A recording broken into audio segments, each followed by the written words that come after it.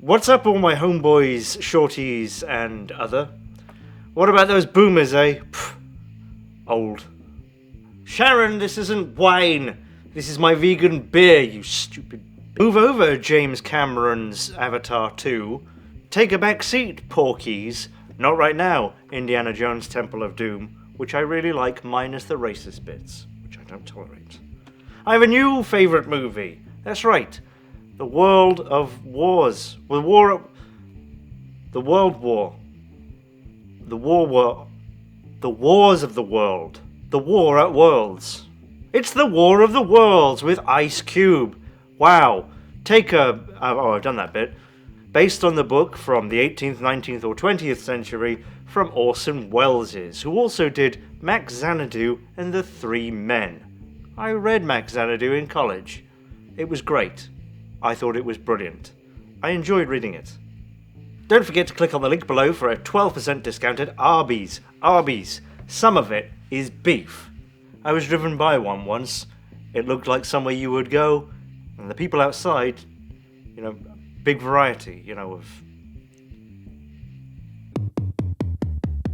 The War of the Worlds is about an alien invasion of America and the rest of Earth, I guess, from the perspective of government everyman Ice Cube in his most masterfully performed role to date. Get away from that, okay? Joining him in the masterclass of screen acting is Nestle proxy Eva Longoria, who is as attractive as always as Sandra Nasser. And she's not just a bit of totty or anything, right? Calm down. She's actually a very clever lady in this film. There are lots of other people who were on screen too who totally wouldn't look out of place on a Pepsi ad or in a TikTok, adding a healthy dose of family drama, so it'll appeal to gays and women as well. You never would guess it, but this version of The War of the Worlds was made around 2020, when historian nerds among you will know was the same time as a real-life pandemic. Spinning constraints from that situation into a strength, director Alan Smithy elicits emotive, always believable performances from actors talking into the camera with no one else around them, completely separate from each other and with no direction. The result is a tense, technologically savvy, dynamic, universally appealing think piece. Same reason they love my phone. These little guys are drawn to data. Faith is losing blood. Now you get your skinny ass over there. Now. No. Don't touch it. Wait for Mark. This movie was made in the pandemic, and it has taken 4, 5, maybe even 6 years, I don't know, I'm not counting, to get the final touches just right. It's like the Sistine Chapel. The more you look at it, the better it gets. The producer of The War of the Worlds intelligently compares the radio play of The War of the Worlds from before TV to this movie, The War of the Worlds. You see, in the olden days, people got their news from radio, so it was like listening to actual news of an alien invasion, and this version is the same, but modern, where we experience the War of the Worlds the same way we consume our news today, if the news hacked into an FBI agent's webcam.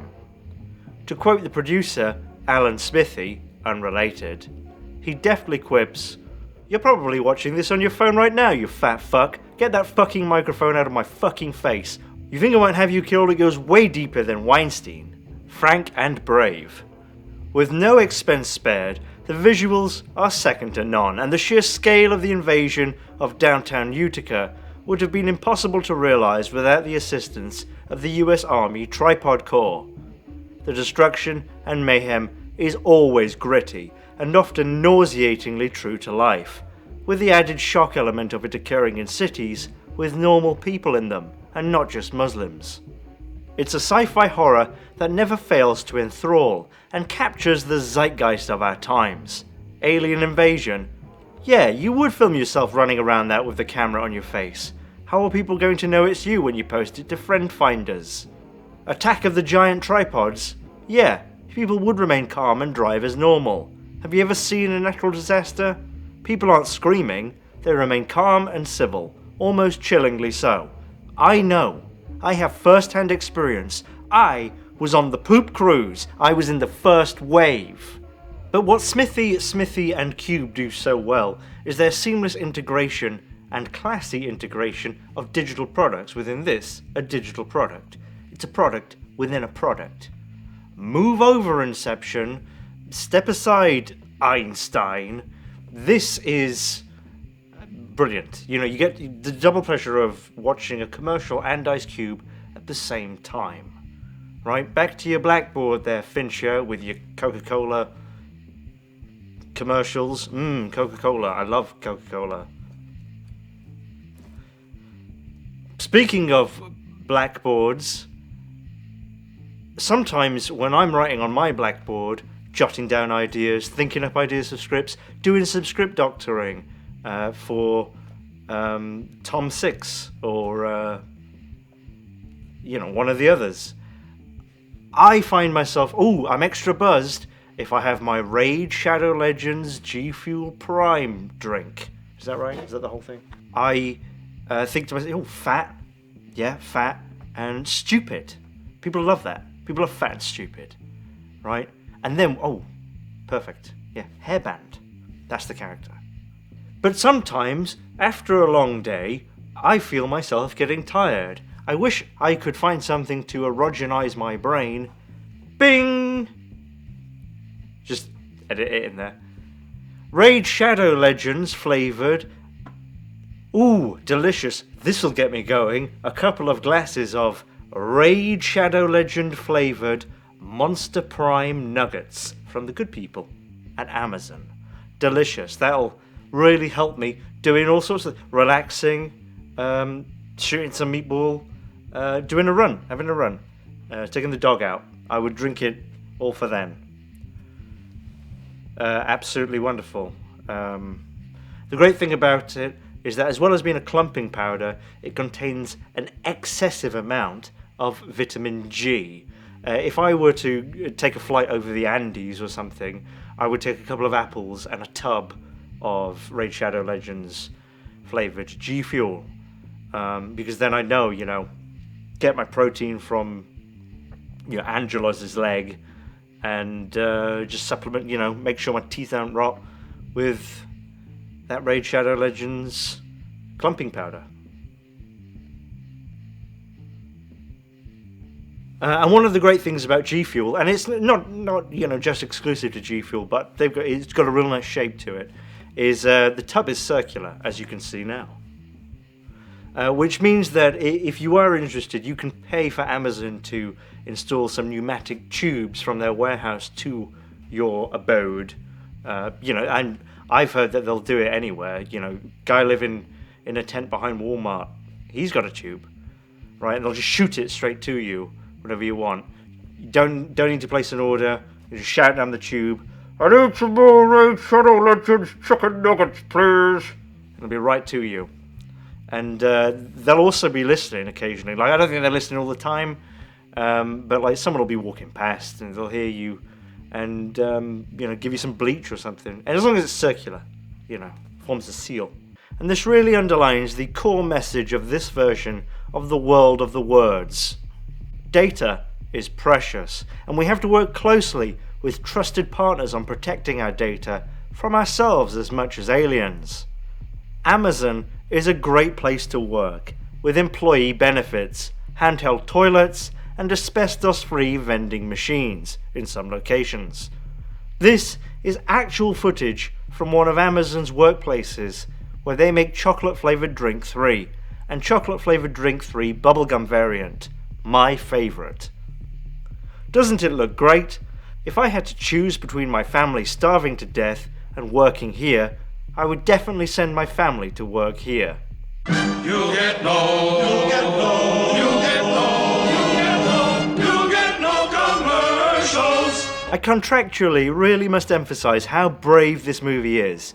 For example, Spielberg, who I love and respect, and who, don't worry about page 6 or that's not true. All that stuff with the, I would know. I've met Steven Spielberg 3 times. He would never do that. Anyway, respect him, love him, he's brilliant, but in The War of the Worlds, the old one in 1953, He totally fumbled an opportunity for Tom Cruise to take a break from the mundane action and buy a copy of Jaws. Even do a friend a solid and buy a Han and Wookiee doll to keep the kids quiet in the back. You know, if not for your sake, for mine. There just wasn't a realistic amount of consumerism. The world is ending, Tom. What are you saving your money for, Xenu? He doesn't need it.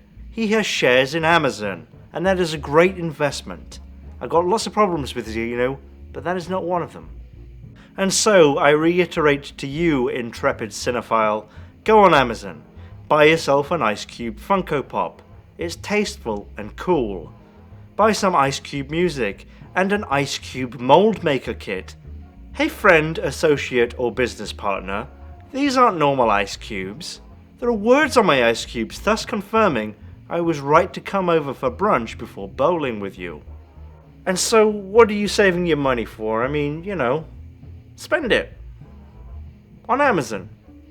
You know, before the dollar crashes, or whatever. I'm not saying that will happen, but, you know, buy Bitcoin. Now, I know what you're thinking, because I am on the Twitter. Calm down, Grandad. Ice Cube is the hero, but the whole NWA thing was all just branding. He's really a very nice boy who loves America and the corporations that make it great. Same with Eva Longoria. That's just a stage name. Her real name is Kennedy Heathcliff, and she's married to Braden Morgan Vanderbilt III. Nothing to be scared of. Now, I would be remiss not to mention the cutting-edge cinematography masterfully shot by up-and-coming DOP Alan Smithy. Knowing their audience, and that I would be watching this on the toilet and don't read good, the crash zooms enhance the whole experience. If anything, I would like to see a director's cut where every frame is either zooming in or out. Now, of course, I do have criticism. This is the best movie I've ever seen, but I am a serious critic. There is reading in this movie, so careful now. Thankfully, it's at a minimum, and you should be safe to look away when there are words on screen, as Ice Cube does a really good job grunting and blarting seamless exposition. Absolute cinema! Thanks very much for watching. Don't forget to support this channel by clicking on the link below to claim your discounted Leonardo DiCaprio branded podiatrist approved oral douche. They make a great gift. Jeff Bezos, or just Jeff to me, gave them out at his wedding. Anyway, it's been great to chat. I certainly enjoy spending time with you personally, and I don't find you gross or poor or anything like that. You know. Right, remember to edit all this out, alright, Carmichael, because I am not fucking watching it. Well, I'm gonna go now. I'm in Vincent D'Onofrio's guest's house garage, waiting for him to pick the appropriate pair of pants, because he always wears two. And we're off to play some blacklight polo. Bet you wish you could join us, but you can't. The banana daiquiris are on me tonight, Vincent, courtesy of Del Monte. No matter the rush, always double flush.